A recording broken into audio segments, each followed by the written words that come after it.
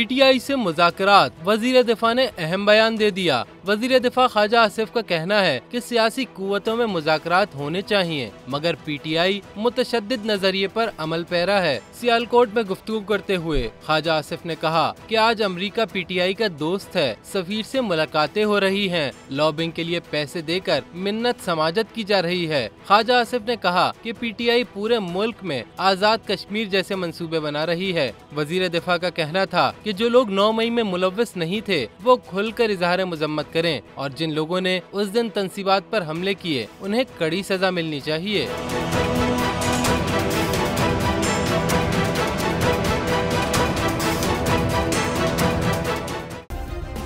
Subscribe करें और bell दबाएं ताकि कोई खबर रह न जाए।